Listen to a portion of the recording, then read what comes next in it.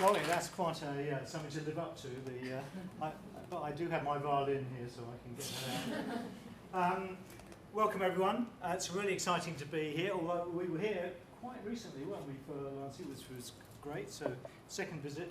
And of course, it's exciting for me because I've left Britain, Blighty, after hundreds of years, and just lock, stock and barrel moved to New Jersey, and the whole American experience is wonderful, exciting, intellectually very different.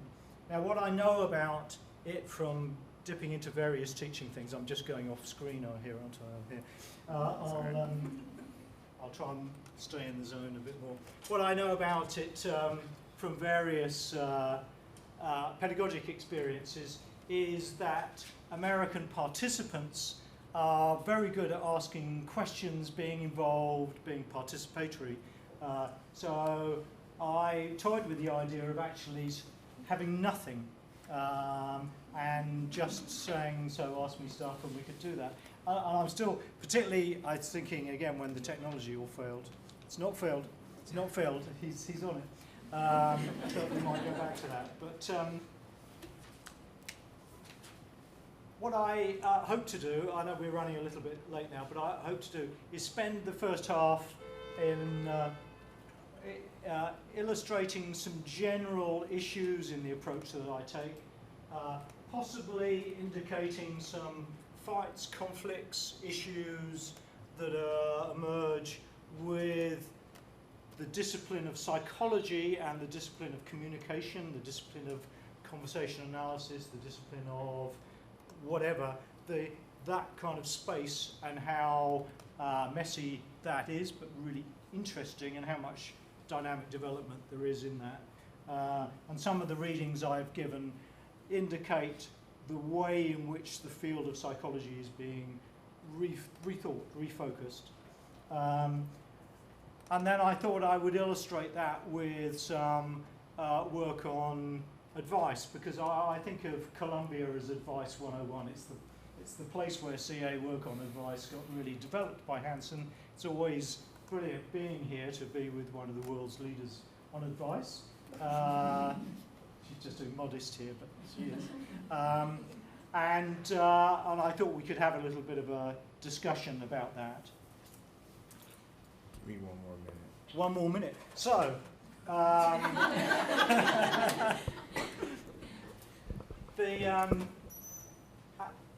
the kind of trajectory. So let me set a little bit of backdrop. If you look at the current issue of research on language and social interaction, which is like the House Journal for Conversation Analysts, edited from Loughborough, brilliant place, by my good friend Charles Antaki.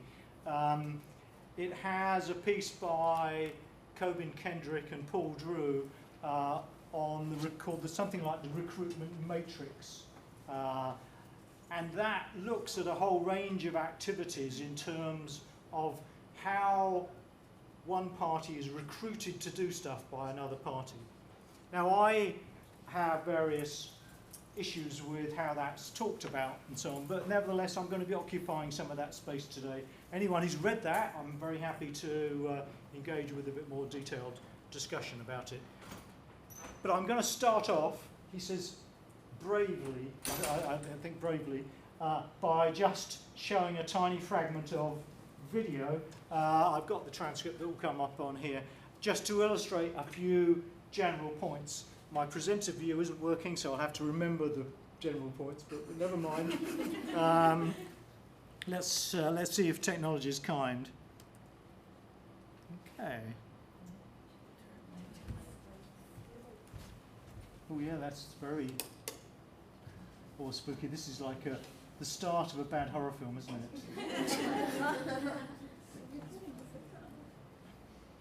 Okay, the big one is Mum.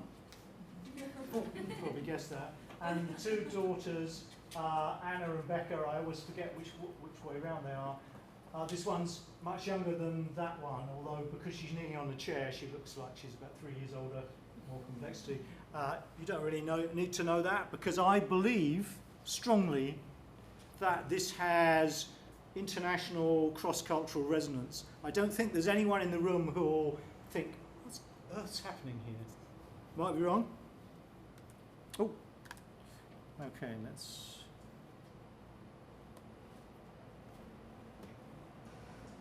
Becca, if you don't eat your dinner, there'll be no pudding. That's horrible. Stop it! That's horrible! Disgusting.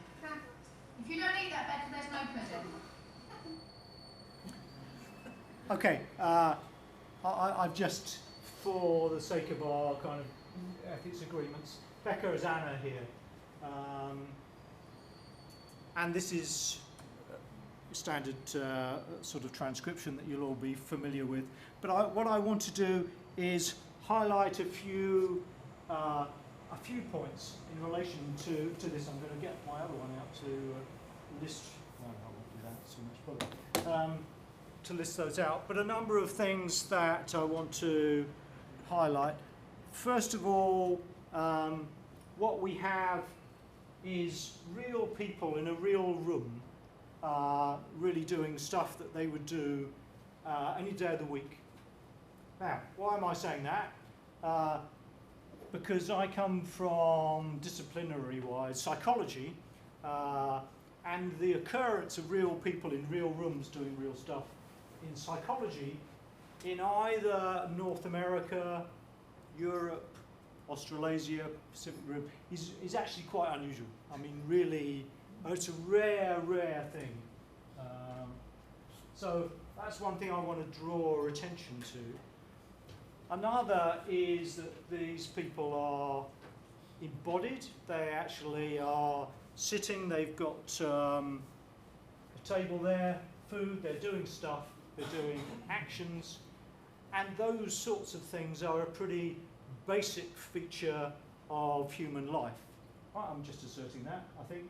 Yeah. People can disagree on that.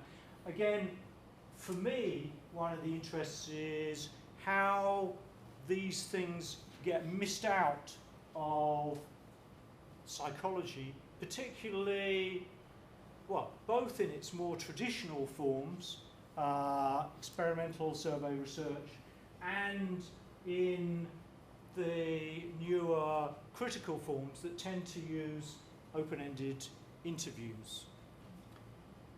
A few other things.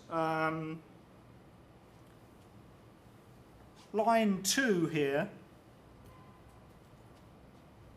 is nothing happening, but nothing happening is pretty interesting in the context of a term like this, which is something like, and I'm going very vernacular here, something like, I'm about to tell you, but you know what I'm going to tell you, you ought to be eating that dinner because you're actually sitting, in fact you're not sitting, you're kneeling on your chair with it sitting behind you and not eating, so get on with it. It's a sort of directive. I've written about directives technically. If you Google that, you can find it, but I'm just going very vernacular here and talking, it's a kind of directive, it's a kind of bossing around. Anna does, in response to this, a kind of grumpy sob. I think that's a recognisable thing. Again, I don't think there's anyone in the room who thinks, what's going on with that? And then the mum does, after a bit more non-eating. So this line 6, sorry, the line 4, is relevant because what Anna isn't doing is eating, following the directive, doing what's required in this slot. So the mum does something which is really interesting, so interesting that Alexa Hepburn and I wrote a paper about it. If you ask people about threats, what you, well, first of all, if you look at threats as a topic, it's virtually unstudied. There's a kind of international relations literature which is rather diffuse, but interesting. I quite fancy getting involved with that. And threats appear at the margins of some classic social psychology. but they aren't analysed, they aren't explicated, they just exist as a kind of thing that we, we had a threatening manipulation or something like that. So we were interested in threats, and actually if you look at family meal times with young kids, you find lots of threats. Kind of counterintuitively, because if you ask people what's a lovely, safe, warm environment, with your parent, you think that threats happen outside bars at 2 in the morning after drink. But actually there's loads of threats then. And we tried to start to specify what kind of features it had. So we had a kind of play with speech act theory. So you can see in the paper, we try and say, if Searle had done the same thing he did with apologies as he did with threats, how would he have specified it? But we also showed that that didn't really work for a number of reasons. But a number of things to note here. The contingency, if, then, so that kind of structure, which has implications for the conduct of the recipient. What Kendrick and Drew would call the recruitment. Again, don't like the word, but you can see what they're saying. The recruitment of Anna into this project of eating some more of her dinner. And this recruitment generates a contingency about pudding. Pudding is reward in Britain. I should say pudding's reward. In North America, pizza is reward. It's absolutely clear. 100% have been studying American eating habits religiously for 6-8 months. But here, the pudding is the thing that gets you up to the table, something really stodgy with jam and custard and horrible anyway. But kids love it, apparently. So if you don't do X, then there'll be no Y. It's a threat, arguably. The word threat isn't used. It's interesting that you don't have, like lots of other speech acts, you can have first-person avowals. I hereby ask you to marry me, and so on. You don't have I hereby threaten you. But nevertheless, it's a kind of third-party attributional speech act. But nevertheless, the form of it's clear. And it's interesting, they're ordered. I'm going through quite a lot of stuff on threats quite quickly because I want to get onto some other things. But they're ordered. You tend to get in families, first of all, a little bit of looking.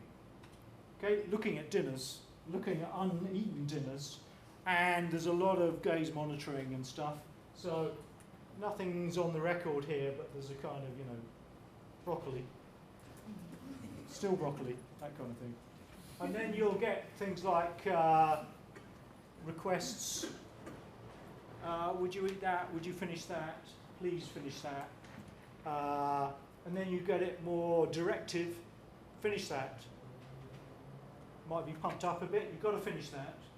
And then you can see there's a kind of cline here in that kind of language. Threats come next. If you don't finish that, then bad consequences. No pudding, or sitting on the bottom step, or going to the bedroom. In this family, the 3 kinds of bad consequences were those. Not going to ballet, I think there's possibly a 4th, but I'm not sure that ever happened, not going to ballet. Okay, I love line 7. Okay, because one of the things about real life is it evolves in sequence, orderly, in real time, so that whatever happens in the context of what's just happened. And again, the 2 primary forms of, I'm just duffing up psychologists because I can, there's none in the room. The 2 primary forms of psychological research currently in the kind of critical qualitative end is the open-ended interview. In the hard-headed experimental end is the classic social psychology experiment. Both of them fail to engage with real time. There are qualifications on both of those, on that claim, but nevertheless, overwhelmingly, real time is wiped out. But conversation analysts, amongst others, particularly conversation analysts, highlight that life is lived in real time. It unfolds in that way. So what happens on line 7 after you've done the threat is not the same as line 4 or line 2. After you've done the threat, what you have is an environment of very pumped up, I'm going to call it social influence. Okay? I hate the term, but I'm just doing it to point out that the psychology thesaurus, the stuff you see if you look at David Meyer's textbook of social psychology, social influence gets a chapter. How people are made to do stuff socially. Okay? But social influence, the effect of one party on another, the recruitment in Coburn and Drew's terms, the way in which one person changes the behaviour of another person, that is a fundamental feature of social life. One of the features of sociality is that we're always interfering with other people's stuff. We're always trying to get people to do stuff for us, for themselves. We always think we know better about other people. I'm going to come on to that. Or that it's healthy to eat broccoli, something like that. So here you've got a bit of pumped up social influence. But what that does is generate an environment where Anna is empowered. That's a slightly dramatic way of thinking about it, but I quite like it because there's something different about not eating when it's just been put in front of you, which is just you haven't got around to it yet, and eating after you've been told to eat, and eating after you've been threatened about eating. So what we've got here is defiance. Okay? It's a bit like international relations, but I quite like it as a way of thinking about it. The slot has been opened up for this powerful action by the issuing of a threat. It's a pretty dangerous thing for parents to do. On the whole, if you're a parent, don't do that. I'm really, having looked at a lot of them, don't. It's so tempting, but just don't do it. That's me. See, recruiting, we can analyse that and look at behavioural change. But anyway, so here, now what happened in that, do we remember from the video what happens in the 1.2 seconds? Anyone? I'm trying to get the famous North American interaction going here. Someone will have been watching closely.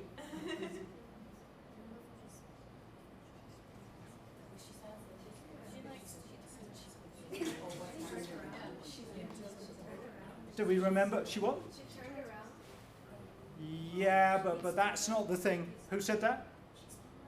She stood up, but I don't know what. No, but maybe, well, I'm not going to have time to go through it again, but if we do get time, we'll go through it. She spits out her mouthful of food. Okay? So, okay, what's the most defiant thing you can do in the environment where you're being threatened to eat? What's the most anti-thing? It's the reverse of eating. Okay?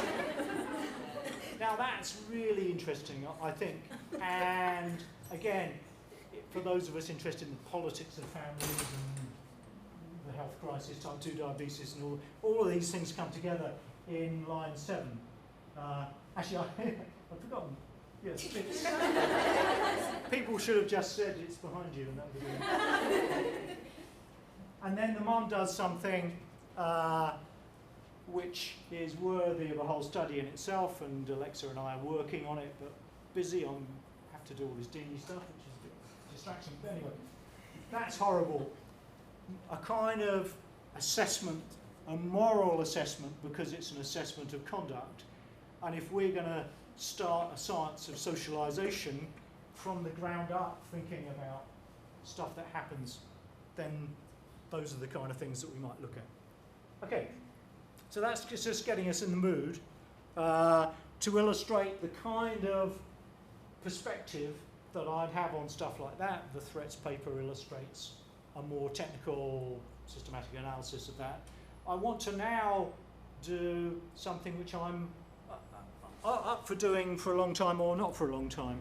Oh yeah, look. So threats. I just did a little bit of simple. So the next potential action, the threat projects compliance as the appropriate next action. Okay, the actual eating. What you want is Anna to sit down and stuff down the broccoli and the rest of the chicken, some of the other horrible stuff. But she goes for defiance. Okay.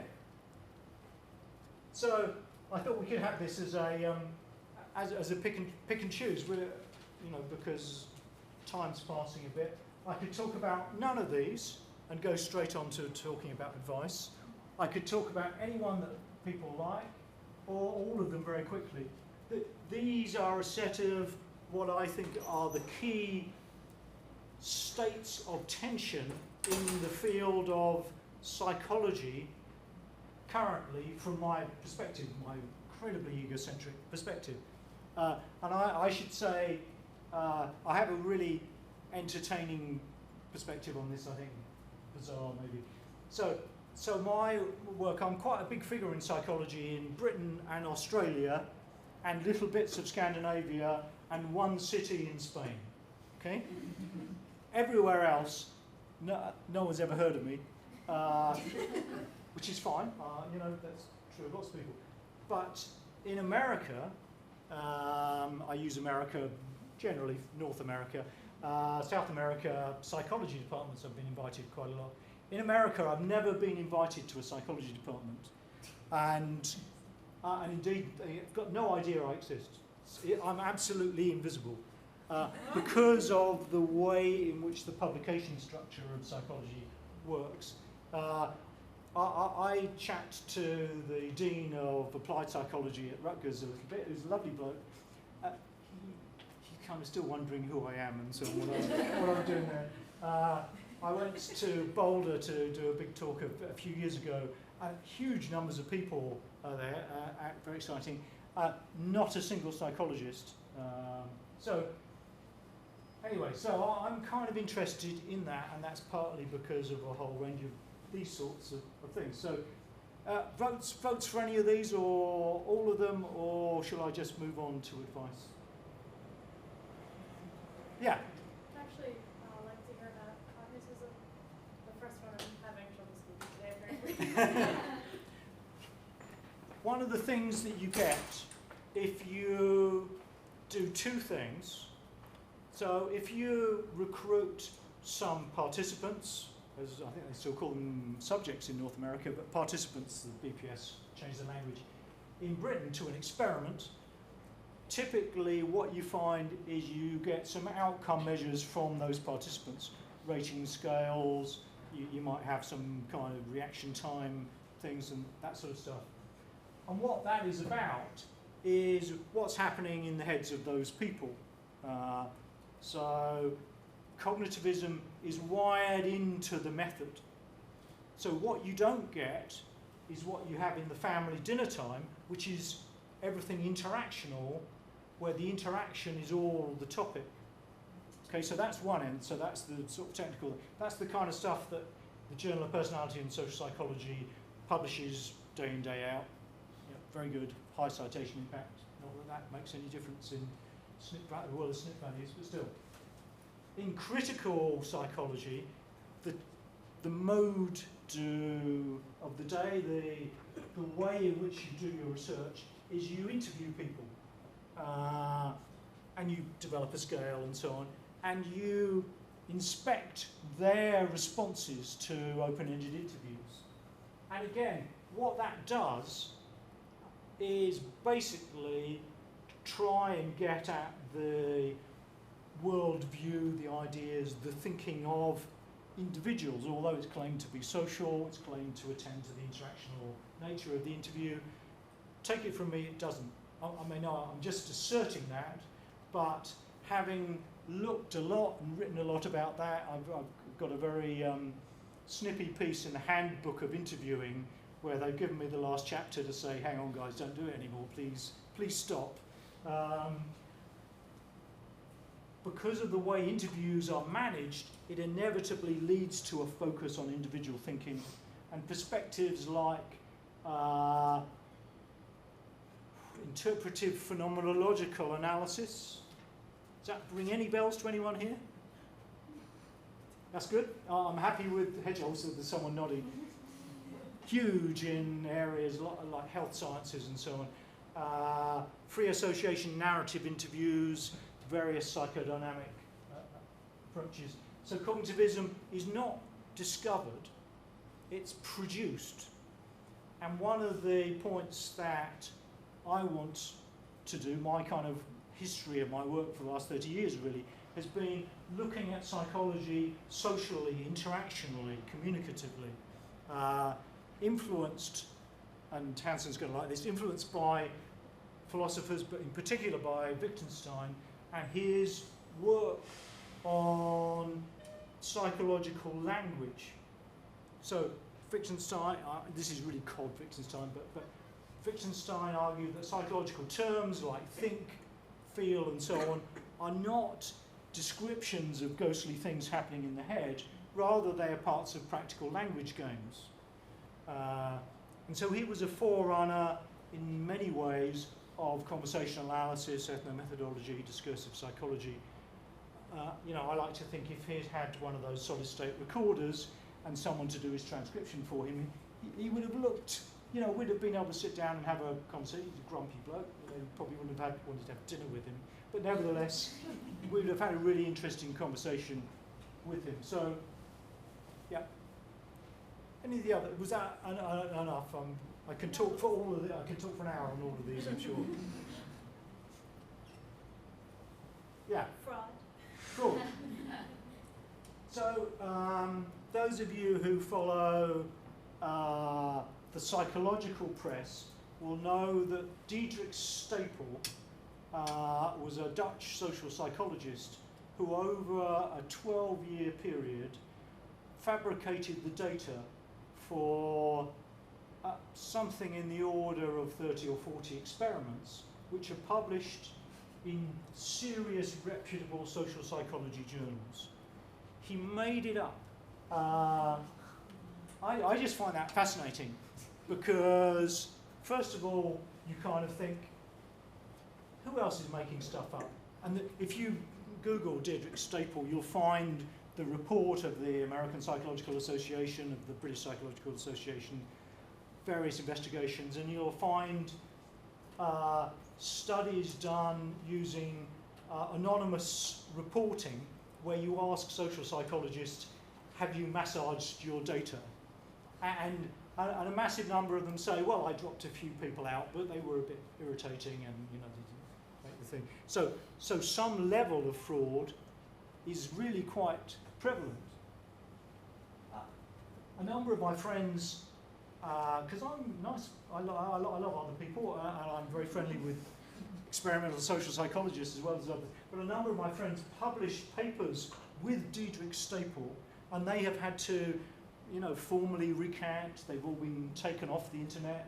For all I know, they've sent someone around libraries with a knife chopping these papers out. Several PhD students' careers have been ruined because their PhDs were all based on fraudulent data. Now I think, I'm naive, okay? I think, how could that happen? How on earth could that happen? If you're a PhD student and your supervisor said, I ran 400 Dutch school kids in the little town of so-and-so, and we did mixed groups where one of them had a kind of manipulation that heightened social differentiation, another one had a manipulation that controlled for gender, and another one asked people if they're vegetarians or not. He's got a whole lot of studies on vegetarians. And we found this interesting interaction between vegetarianism and social identity.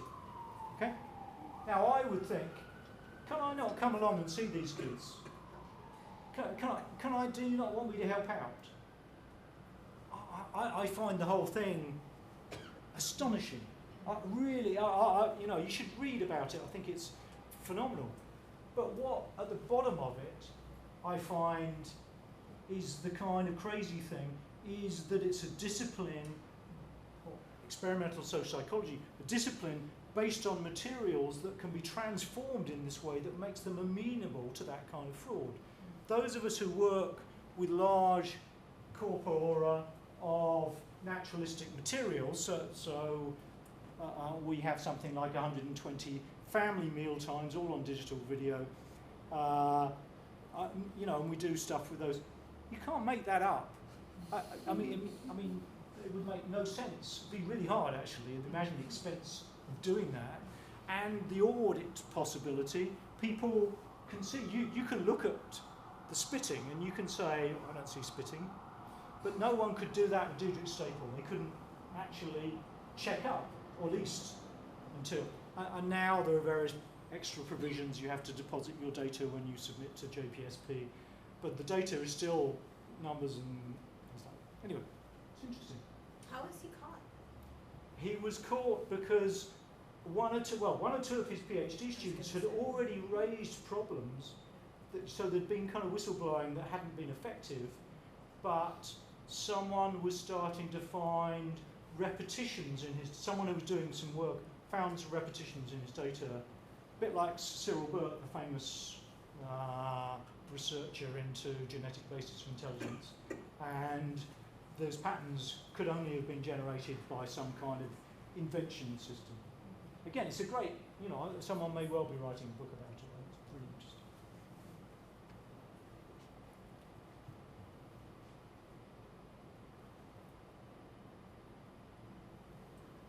Yeah.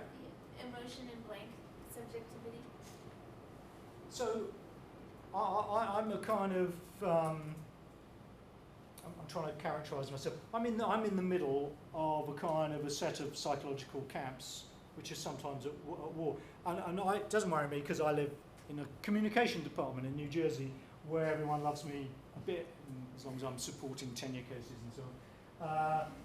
But one of the criticisms from people who see themselves on the left of critical social psychology is that discourse work, discourse analysis, someone should write a book about that, discourse analysis does not deal with emotion, because emotion is not in words, emotion happens within.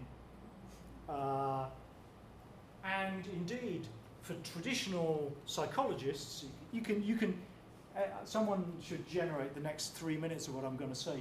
It's on a kind of logic now. Traditional psychologists see emotion as coming up from the central nervous system, so peripheral nervous system, sympathetic nervous system, drugs like norepinephrine and so on. So how do discourse people are just caught? Because the interview people ask you, how do you feel? You know, they ask you about your kind of crises, and then they interpret it according to a range of things, including Lacanian psychoanalysis on some occasions, other times a phenomenological approach to feeling. So discourse people are just like, they can't deal with it, blank subjectivity. Now, you can see where I'm going with this. I just think that's completely the wrong way round. So in the little clip with Anna, you have the mum, Anna, okay? I think there's something really interesting about the delivery of that. My partner's the world's expert on transcription and emotion, and can spend hours on that. And then this line 3, okay? I think there's something pretty interesting about that emotionally, something sob-like. And then mum's, that's horrible. It wasn't that's horrible, it was that's horrible, okay? There's a kind of texture to that. It's doing something over and above simply saying the words. There is some kind of investment, and Alexa and I worked quite a lot on upset and crying, but we're keen to look at anger and so on, again, interaction. So there's another minute on this. So crying, psychologists deal with crying according to 2 research instruments, the adult crying inventory and the children's crying questionnaire. Okay? And they ask you things like, Do you cry at funerals? The last time you cried, did you cry for 5 minutes, 10 minutes, and so on? Circles around it. Do you cry when you hear a sad song? And then you get the outcome of that correlated with gender. So women cry, that kind of thing. So that's fascinating. So there's a huge literature, not that huge actually, a pretty reasonable literature on crying, mainly developed by this Dutch psychologist called Wingerhertz, who hopefully didn't make up his data as well. And that literature is all based on the statistical analysis of people reporting in these fixed choice questionnaires issues to do with their upset. Not a single psychological study exists on crying as actually conducted in actual situations. Now, I've got one word to say, which is Darwin.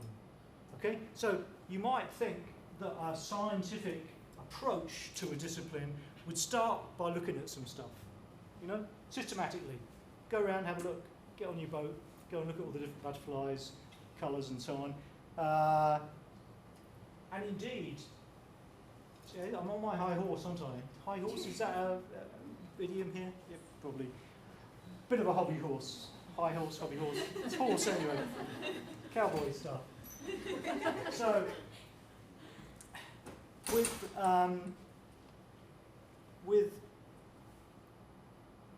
experimental social psychologists, if you read their methods chapters, they sometimes say qualitative research can be quite good as a preliminary phase before you do experimentation.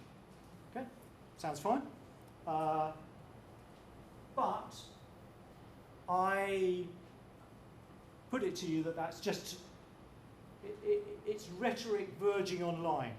Okay? Because if you try and find the preliminary stage, which is an observational stage of experimental social psychology, you won't find it.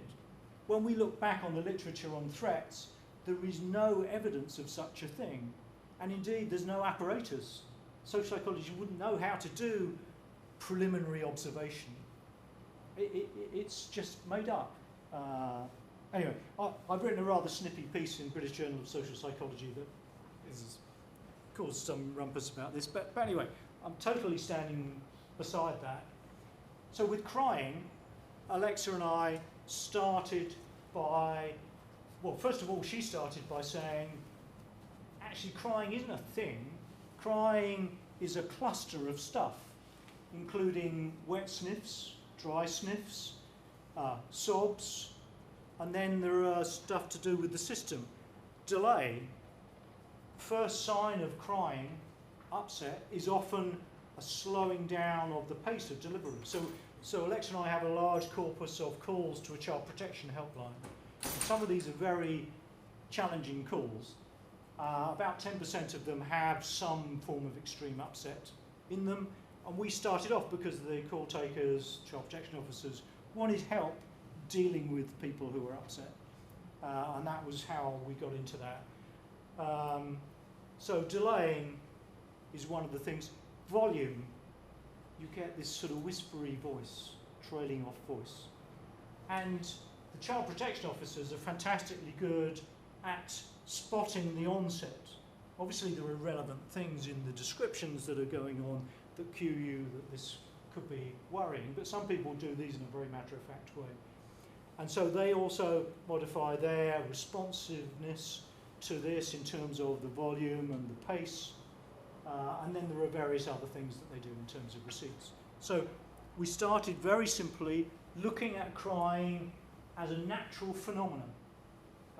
Now, crying is, strong emotion is a pretty profound psychological thing. And I think it's really interesting that no one had done it. I mean, it was just fascinating. So that was blank subjectivity anyway. So for me, that's, yeah, yes. I'm going to make the stereotype come true here and ask a question. Oh, good, good.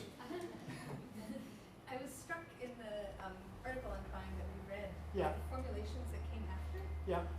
And it was as if the speakers were doing what, as a CA person, we were never supposed to do, which is to describe, that they would say, they would attribute a feeling, basically. That must be upsetting, that must be distressing. Yeah. And then the softening was also very interesting. Yeah. But I was just wondering then how, once that attribution comes into the interaction, then thinking about how to handle it as an analyst, from both sides of you, both as a CA analyst and then as a psychologist, where you go with that. Does that make sense? Yeah, it does. Yeah. I'm interested in in a number of different features of that. So if we come back to Wittgenstein, because I promised Hansen that I'd refer to Wittgenstein a lot, and his famous critique of the private language, one of the things you have with upset, because we think this is very private, but upset, it really isn't. It is displayed, evoked, produced through the voice, through in extreme forms, obviously mucus. Some of our crying episodes are very wet, so these are telephone ones, but you can tell there's stuff. We also looked at some Popeye little stuff as well. Do you recognise recognise that gesture? Which is I think it's become conventionalised now. It is the way that women of a certain age show that their upset might harm their mascara. And this is like just drying it off. Okay, now I've got no idea of the practicality of that, but if you watch reality television, you'll see that a lot. So what we're interested in terms of going with that is thinking more systematically about how these practices are different in different institutional settings. So we started in a very stern setting because the NSPCC really don't want to counsel the criers. They are concerned with what is being reported so they can protect the child. So their business is shutting you down. So I had a PhD student, rather wonderful bloke who I could never persuade to get off his clinical kind of thing. He had hundreds of hours of depression therapy. And there, the crying, once you got into the crying, it was like you kind of really got into it. It was good stuff.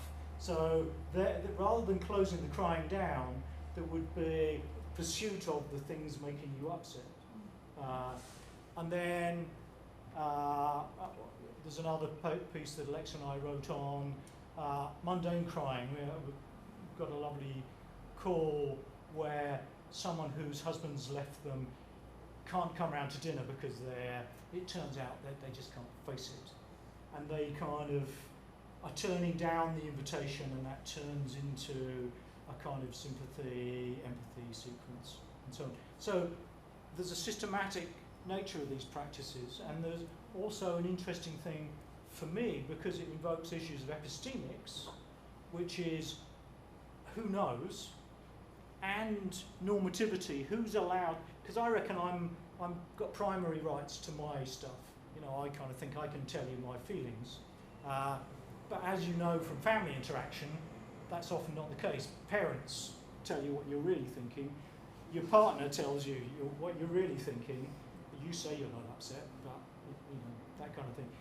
So those kinds of things. So epistemics and rights, and then the way in which those play out in different kind of settings, and how crying, upset are thematized and understood as relevant, and then all of that is only the start of extraordinarily complicated cross-cultural work.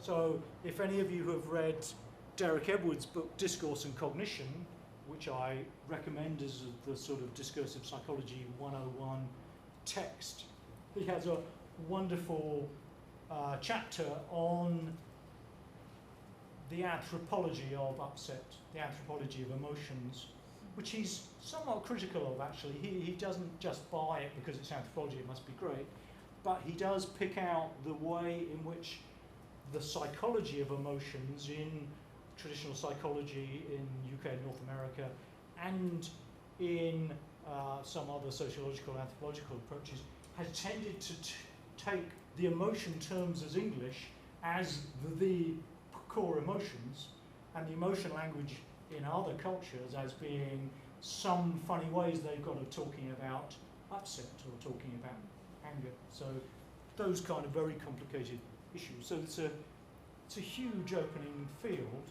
and really interesting because of the way it relates to how we help train people who are doing service provision of different kinds or who are doing therapy and so on. So. Any more of these you want, or shall I move on to the next?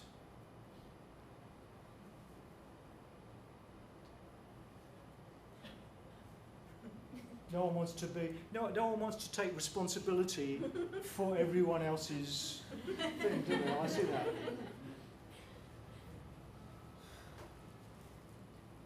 Okay, what I'll do then is I'll talk a little bit about advice, and we might come back to some of these. If we run out of time, I rather suspect we won't. But what time are we supposed to finish?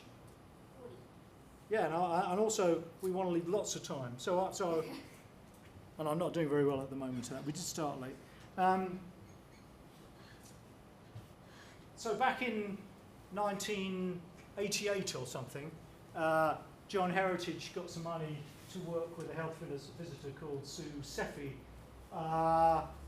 looking at what health visitors and interaction with what in Britain would be called mums. And health visitors basically are a product of the post-war welfare state in Britain, where people are sent into the houses of young families. They were always young in those days, but everyone had babies at 18, and to tell them and monitor the health of the babies and tell them how to do bottle feeding and things like that. And they do this very simple thing, which I still think is very powerful, which is that they suggest that if you're talking about advice, there's two basic things, whatever else there is. There's a kind of sense of normativity, which is what you should do. So as a recipient, you should do certain kinds of conduct. So the point of advice is it goes away with the recipient to modify their conduct in some way. And then there's knowledge asymmetry. So the advisor presents him or herself as knowing more about the thing being advised on. It displays that, the very form of advice displays that you are what in the current way of talking about it is K+. Do you have that language, K+, K-? No? Yes, K+. So K+, knowing more, K- knowing less. Very useful relational kind of algebra. So advice, the advisor is K+, the advisee is K-, and there's this push. Now, we worked with some people in Australia, in Brisbane, who were collecting materials from Kids Helpline. So this is a helpline that gives, now, I'm not going to finish that sentence, it does something with kids. What they say in their literature is, we do not advise. Okay, so that was kind of interesting. And we collected it, but nevertheless they talked to lots of kids about their problems. Now, so we were interested in that. We were also interested in basically what happens in this. So we started doing data sessions on these calls. So let me, I'll give one out. Okay.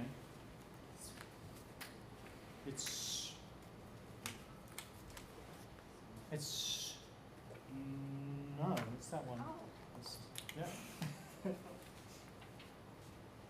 Now, do I have the sound for this? No, I won't. Oh, I might have it. No, I won't. Okay. Annoyingly, because my Mac is too advanced for human life,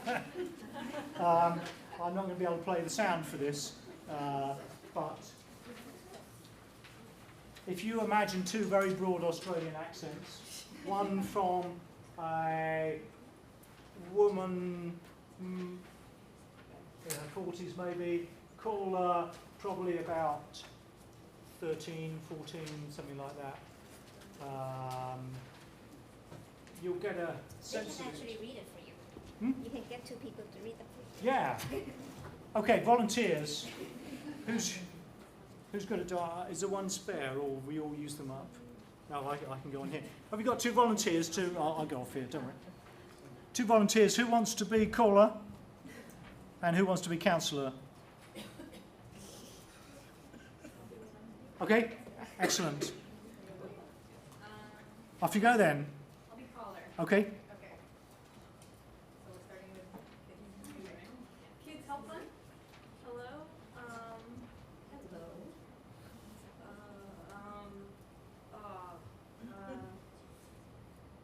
My one my friend, right? She gave me her eyeliner to mine. She gave you what?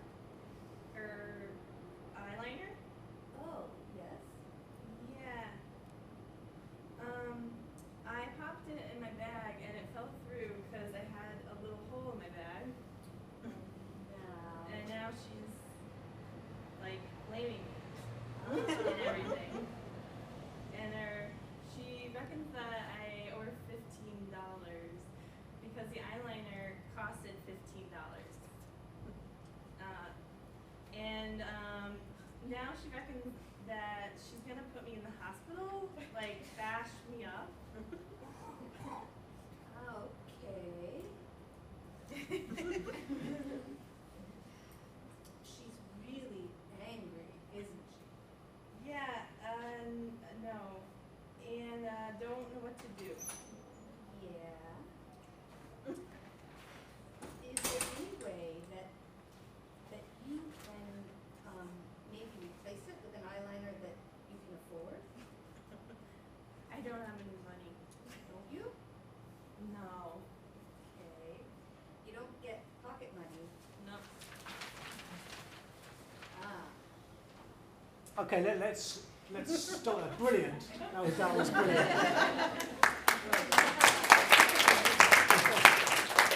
I love that. Australian accents need a bit of work, but everything else is perfect.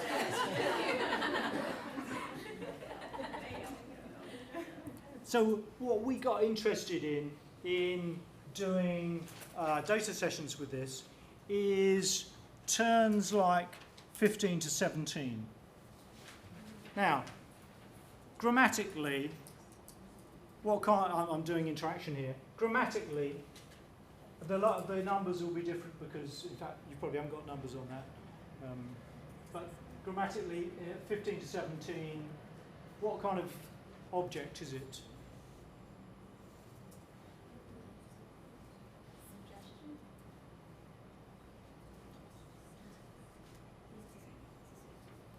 I'm after grammar rather than action here. Yes, no question. Yeah, so it's an interrogative. And we were interested in, now, this could be, there's all kinds of questions that you can ask, and child helplines do ask a lot of questions. Some of them are simple answering questions. However, one of the things that we got intrigued about was the way in which questions, in the form that they take, and Anita Pomerantz has written some lovely stuff on the way questions can embody things, can offer possibilities. Here, the question asks about a possible future course of action. So if we think of the normativity, the issue that Heritage and Sefi bring up of the conduct that ought to ensue after the advice, what we have is something asking about future conduct, possibility of future conduct. Is there any way that you, so you'll be the actor, could maybe do this thing, replace the eyeliner with one you can afford. Now, this is not like you should do X. It doesn't have that form, but it does implicate a course of action which could be an appropriate one. So what we started to do was sift through, looking for questions which, in a sort of simple-minded way, embody advice. And we called them, just because you need a three-letter acronym, advice implicative interrogatives, or AIIs. And there are lots. And the paper that Carly Butler and Alexa and I wrote on this tries to show the operation of advice implicative interrogatives. The key thing here, now I'm coming back to the bigger picture, that this service says we do not do advice. We are not an advice service. And there's a sense in which, and we've tried to really catch hold of that in the paper, there's a sense in which they're right, that they're not doing advice, rather there's something which is softer than that. Because one of the features that, or the two features that Heritage and CEFI highlight, the epistemic gradient and the normativity, with the epistemic gradient, in the form of a question, the recipient is being pushed up from being the person who's K+ about their own situation. And in therapy language, you get things like, this is more client-centered or person-centered, you know, those kind of rather metaphorical things.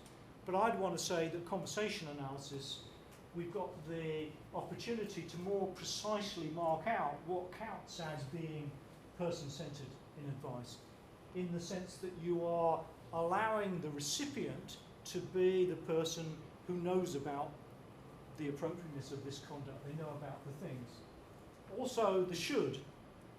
You should do X. You've got things here like maybe.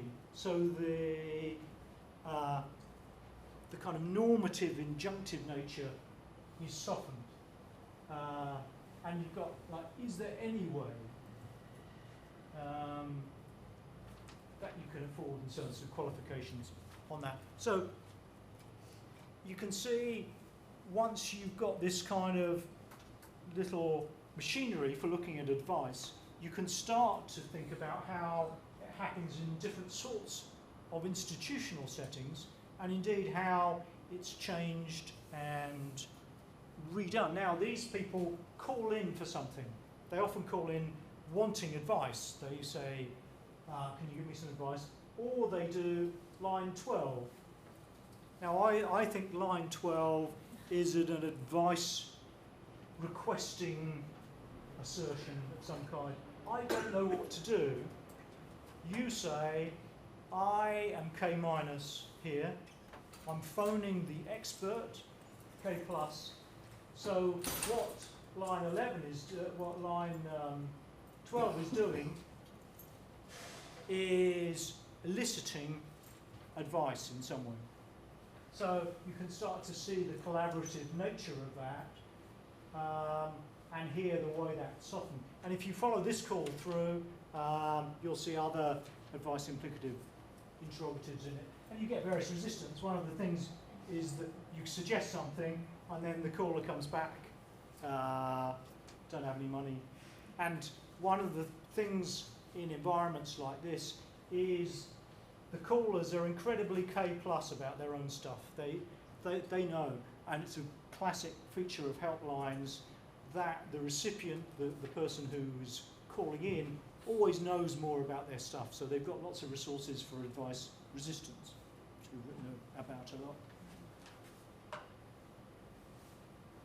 Okay, I'm not going to say a lot about it, but let me just give out the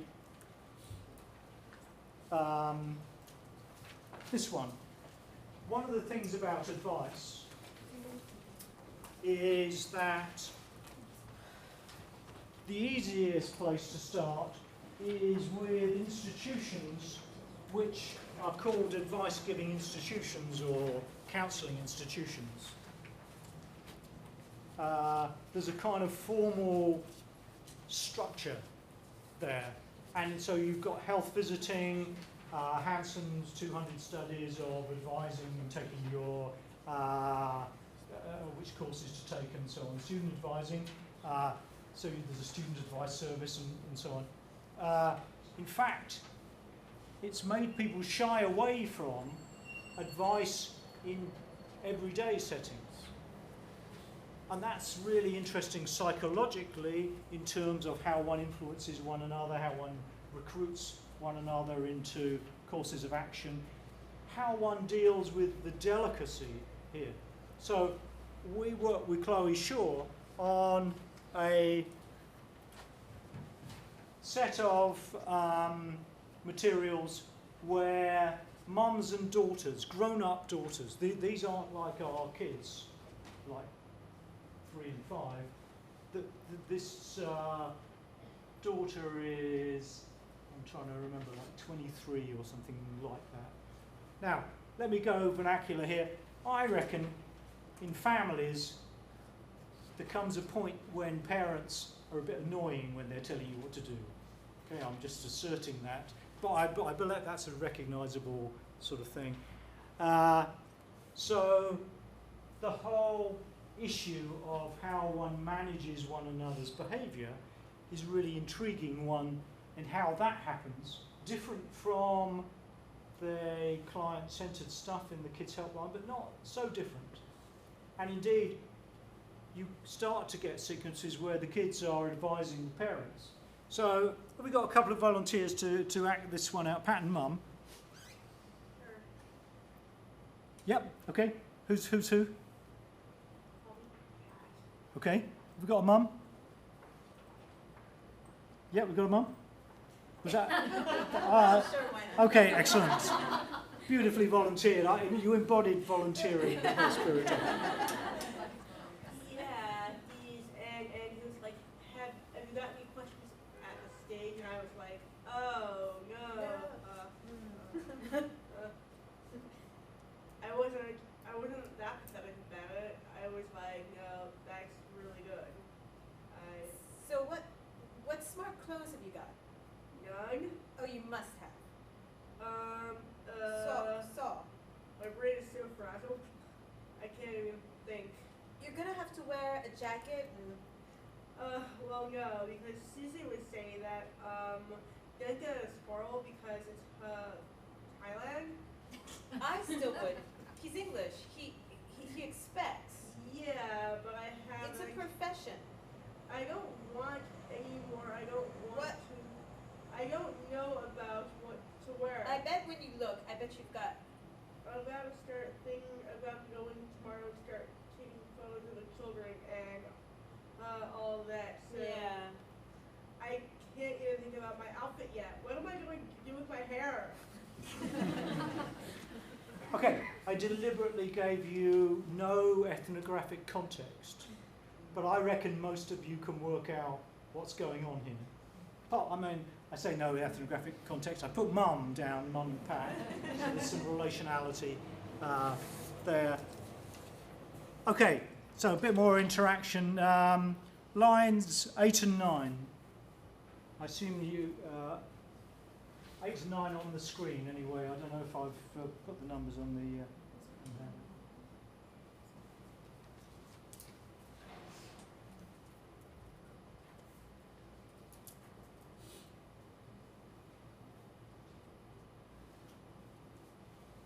Anyone want to have a first go at 8 and 9?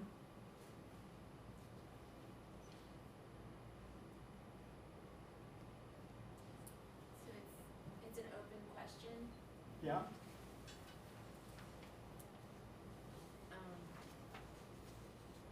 Specifically about formal clothing. Okay, so grammatically so if we think about it in terms of the action in this context, what kind of action can be being performed here. It's Yep. the suggestion that you need to wear smart clothes. Okay, so it is advice implicative in the sense that it suggests, as you say, that smart clothes are the appropriate thing. And you can see, if you go through the sequence, how that aspect is pursued. Because although here you've just got none, as in, like, why are you asking? Later on, the mum, further down the thing, the mum specifically says you need smart clothes because he's English. And Pat quotes her friend. Susie was saying, don't go as formal because it's Thailand. So this is like social categories 101, isn't it? English, formal, Thailand, relaxed. And then what you have is note the way that the advice resistance is built here. So the whole point in Heritage and Cephi is advice is about being K+, K-, displaying that relationality. And what you have is Pat grasping for some K+ by quoting another party, who indeed is quoted as advising, don't go as formal. Don't is like shouldn't. You know, it's got, in the current trendy language, it's got a deontic element to that. So you can see how she's organising those resources to resist. And the mum's, I still would, he's English. No, I still would.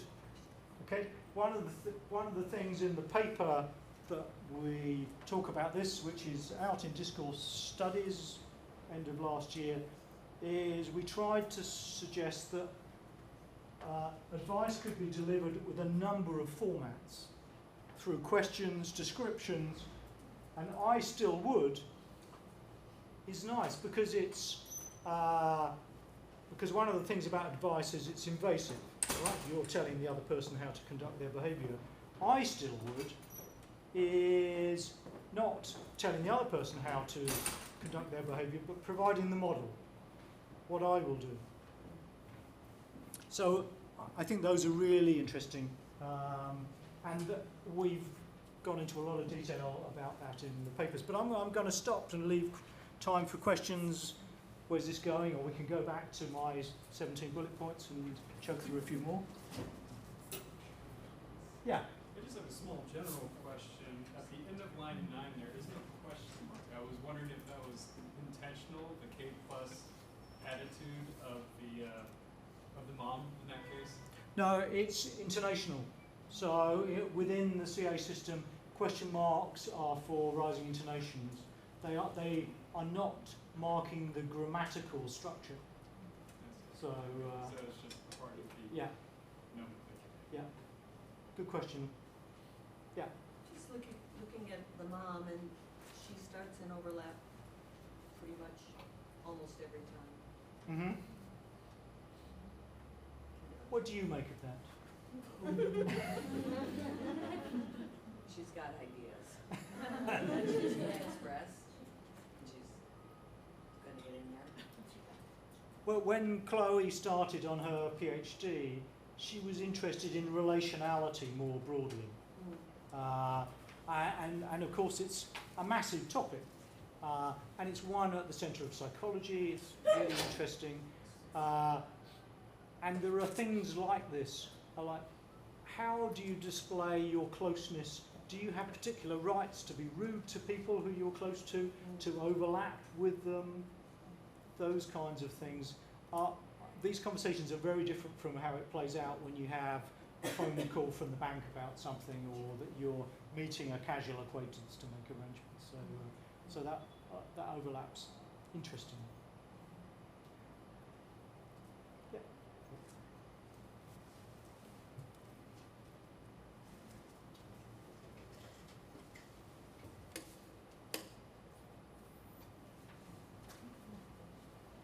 Yeah. Thinking both in this work and also the work on threats that you were Yeah. telling us earlier about what came before. Mm-hmm.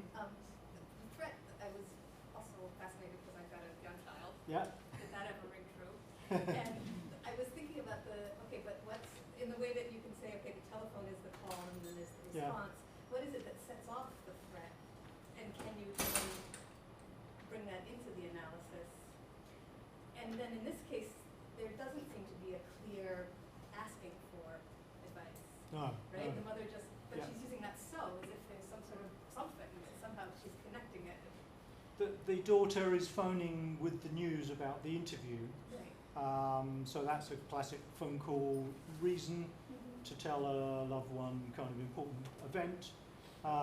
Nevertheless, there is, I would say, a regular occurrence of advice in phone calls of that kind. Speaking of someone whose son has had a number of interviews in the last month, that ain't nothing.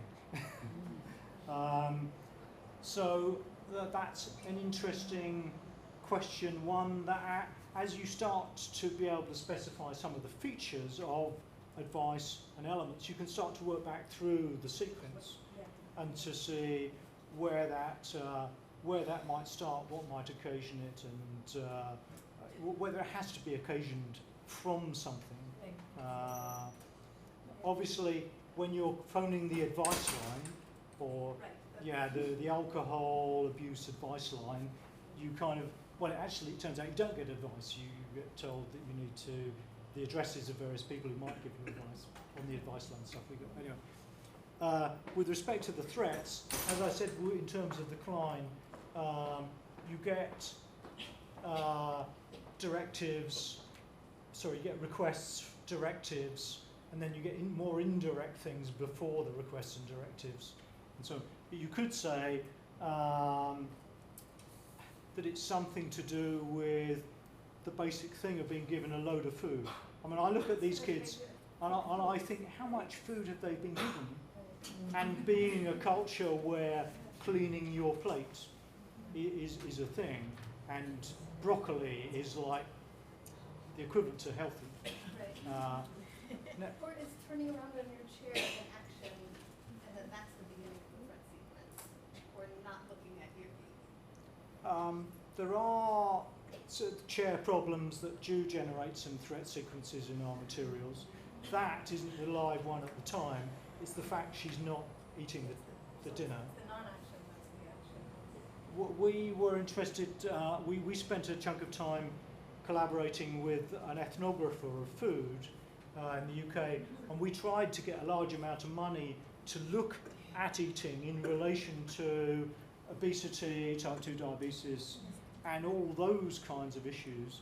And we actually had a dietitian on board because what we wanted was to be able to tell the calorie load of each meal from what's on the plate and what the different elements had. And our dietitian thought they could do that pretty effectively. Because there you can actually think, is this behaviour sensible? Because if you were like a nudge fanatic, I'm sure nudge is a kind of thing, isn't it, here? What you'd say is get smaller plates. You know, work on it that way, rather than try and change behaviour by ramping up behavioural change stuff. Yeah. Just 1, 2, and thinking, 3. Yeah. The escalation to the threat. Yeah. Maybe this 3-year-old is turning around, and maybe that's her escalation. Adding that to the I'm not doing it before the big defiant thing happens. It could I have to look at it Yeah, again. it could well be, but it happens notably beforehand. So, okay. so it's not right there. But there's a lot of stuff that's happened before. There's a lot of directives and other things that have happened. So Alex Kent and I, Craven when she was then, we wrote a paper all on the directives without any threats, and we were kind of interested in that. And of course Paul Drew and his work on requests when Paul was at Loughborough, and we were both at Loughborough, we talked a lot about those activities, really interesting sorts of ones, and the way requesting, I don't want to get too sidetracked into that, but issues to do with contingency and entitlement, directing does not encode any entitlement on the recipient. So eat your greens is different from will you eat your greens. will you eat your greens has the word will, which implicates the willingness of the recipient. So it encodes their entitlement. Eat your greens doesn't. So we're interested in that, in the directives of where that comes out.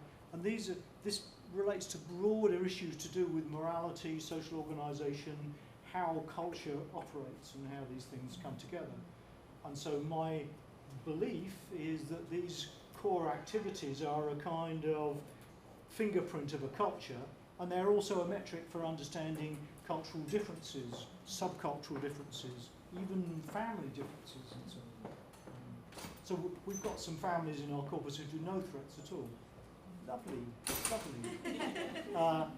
However, when we looked at closely, slightly older kids, so you're now thinking, and one of the parents is of, I'm going to get the language wrong here, but Indian origin, so this is like Asian Indian rather than sort of subcontinental Indian. So there might be some cultural differences, and so this is all a topic for study, rather than thinking you know that stuff. Rather, this provides the metric for starting to get into these things. Okay, so there was one here and one here. So I was actually back on the advice with what I assume is the adult child, Pat and Mum. Mm-hmm. And I was thinking to your point, Sarah, about the advice not being elicited. Mm-hmm. However, in line 15 and 17, and this like rings for me being the adult child and having my own mum, my brain is so frazzled I can't even think, Yes. is Yeah. a way of putting yourself in the K- position. Yeah. Absolutely. Yeah, Like, yeah, no, please okay. help. Yeah. But Yeah. it comes after. And So- then I resist everything you say, but I keep repeating that I don't know what to do. Yeah. Right? We do talk about that a lot, and of course the similarity between the I don't want to know what to do in the kids helpline is one of the reasons that we've taken these calls together. So it's not that there's no eliciting, but it's different when you're, anyway, it's up for analysis and to think about. So, but good observation there. And I think if we'd had the audio, there's something really nice about the slightly playful way she delivers I don't know what to do, because it's like, when you listen to it, it doesn't quite come over as a cry for help. It's sort of like, I'm telling you what my state is, but I'm not necessarily letting you in here. But can I just say, and this is really interestingly relevant for those of us interested in advice uptake, smoking cessation, changes in diet, the end, any guesses on the end product of this sequence? And this sequence the following day. Does she wear the jacket and the business? The mum takes the child to Bicester Village and buys her, out of her own money, a suit. Okay? So if you're really wanting to get subtle about this, it could be that the daughter's, so that's pretty challenging. I'm not saying that we can get at that point, but this is a relevant kind of thing with people, because the mum's K+ and she's M+ as well. You know, I was going to say I've been Pat before. Yeah. I know what Pat's we all, our generation stole all the money in Britain and North America. Our grown-up kids are impoverished, and so there's a peculiarity. So in Sweden, I used to go to Sweden a lot, and they set their kids going free at 18. They basically kick them out of the house, and they make their own life, and it's rather wonderful. However, you know, the Swedish welfare state helps a lot with that. In Britain, and I'm sure in North America at the moment, what you have is a peculiar continuation of the parent-child stuff in all kinds of ways. And that could be cultural differences to do with the niceness of upbringing and how we all interfere still, or it could be to do with financial inequalities. The cost of university. Cost of university. Oh, yeah. So you have one over here. I had a similar question Yeah. about the advice. Yeah. Because I wasn't really reading it as an advice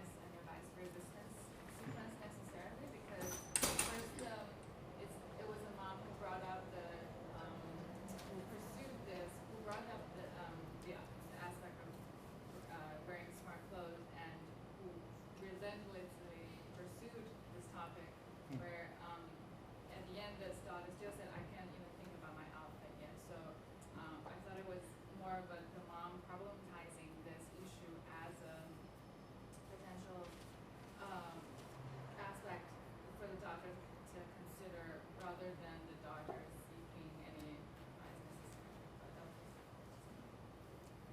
What, I mean, this is interesting. I mean, what you were suggesting, I think, was that turn. So maybe it's before this starts, but where is it that my brain's so frazzled? You know, is kind of eliciting. So it's I'm not wanting to go one way or the other on that. We can look at that in the sequence. And quite honestly, I can't remember what we say in the paper, so you can read the definitive version of that, which I'm sure will be right, because policed by other people who are more precise than me. However, let me just step back, because I think your point's an important one. One of the interests when you move out of institutionally defined settings, where you have very constrained sets of activities, again, in the Druid Heritage volume, which that paper is in, they look at one of the features of institutional talk is it tends to be goal orientated, it tends to be organised around a small number of goals. Family talk between mums and daughters is not organised in such a way, although such things may come in and out. So it's harder to analyse. We struggled away with this stuff. You could see it was there, it was really interesting, it's kind of palpable, and yet getting a full handle on it was complicated. So, and there's a lot of other things going on. If you read the paper, you'll see that there are various loose ends, other kinds of activities that need following up. So this is the start, I think, of a much bigger programme of work rather than anything fully nailed down. Yeah. Is there, did you look at advice resistance where instead of advice where it's felicitous, where the person giving advice is in a position to give advice? How is that different when the advice is not felicitous, where the person giving mom isn't in the position to give advice and that advice is resisted? Is there some type of difference, perhaps? I don't look at it myself like that, where I could tell who's in a K plus or K minus position. I would say that is something which is always live for the parties and enacted through their practices.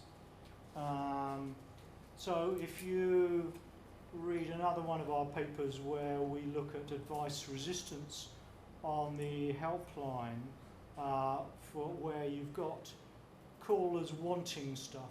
So we've got a caller who phones in and they have 3 daughters, one of whom I think is like late teens and is very disruptive. I don't know if they're very disruptive or not. They're described as very disruptive, and the point of the call is that the caller wants the NSPCC to get the daughter put into care, because the mum has taken on a new mortgage and has got a job and she's finding it very hard and the other kids are being disrupted. She doesn't really understand what the NSPCC have got the scope of doing. They can't do that, basically, although they could go to social services if there was a crisis. So the advice is, first of all, that won't happen. And secondly, what you probably need is family therapy. And thirdly, have you tried, and then there's a series of things. And fourthly, you might need to give up this job. Now, this is not done in a kind of 4 points, all should. This evolves over a long series of turns where the caller is able to do something which I mentioned earlier. Because they're K plus on their situation, they can introduce more things to say why they shouldn't follow particular kinds of advice. So they can highlight how traumatized the other daughters are by the behavior of the bad daughter. They can highlight how they'll get evicted if they can't pay the mortgage because they've just taken this on. So these kinds of things play off against each other with these advice-giving, advice-resistant sequences. Nevertheless, the NSPCC Child Protection Officer, who knows there's basically no alternative, pursues this one line and kind of interactionally pulls the hand behind her back by using a number of things that we describe in the paper and pushes them towards you're going to have to put up with it and take family therapy type outcome. We don't know if that's what happens, because advice is one of these things where you don't, it doesn't have that solid checking up. The really interesting thing for many health-related things is not the advising, it's the advice following. Anyway, so that's a long answer to your question, but you can see there that the issue of K plus, K minus is complicated. Even in Heritage and Seffi's original paper, pregnant mothers and mothers of young children, they think they're pretty K plus about kids. They will push back and say, I know this, I know that, I always do this. But they're displaying their position in doing that.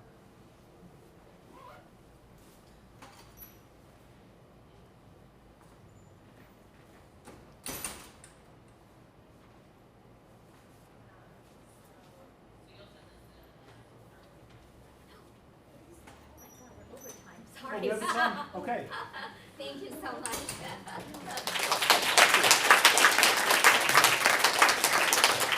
Forgot time. Okay. Doing so well. I'm collecting from my class. What? Yes. Collecting something.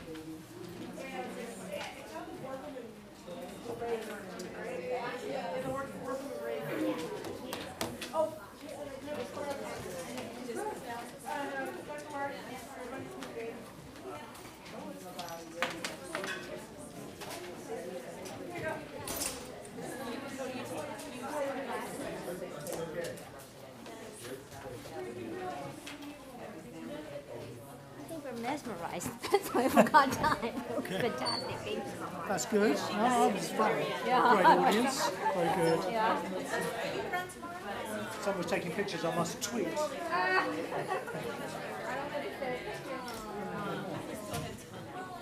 you very much. Pleasure. So, I'll collect your one time about you probably not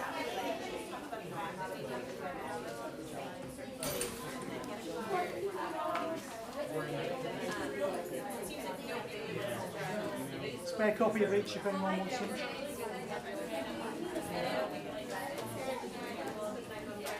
Anybody wants the? When they're gone, they're gone. They got. She's taking both. Oh, right. Someone else. You can swap between. Yeah. So you're counting back. It's all you can email if you want any other stuff. Yeah. Yeah, pleasure. Good job.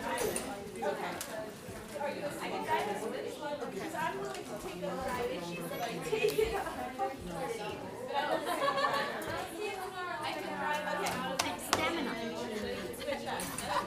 That's fun. I get so early to do this. Instead of meetings. Endless meetings. Thank you. Thank you. Great. Sorry, I should have wiped that off for you beforehand. That's fine now. You guys are recording or is it Skype? That's lecture capture, isn't it? So that should. Yeah. I don't know what you're doing with it. Y'all didn't use the laptop, right? No, we didn't use the laptop. I need to delete something from the lab. Okay, I think let me there's just. something on the desktop that's Might not be on. It's probably still in your. in my Dropbox. Oh, In your Dropbox, yeah. So you put it. I don't have to. I thought it's on this computer. Did you press stop? Nobody did. Nobody did? Yeah. We'll just have to edit it later. I'm just trying to. Oh, you have to stop it first. So it can upload That's why I asked if you guys use the laptop, you know, right?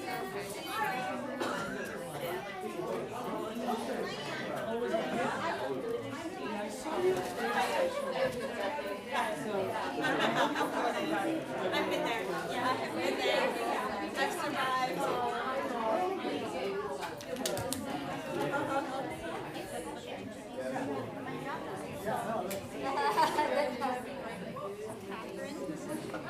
Yes,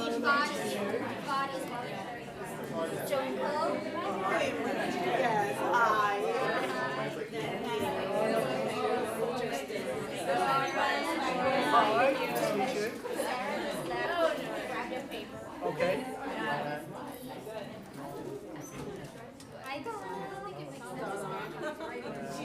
She's in New Jersey.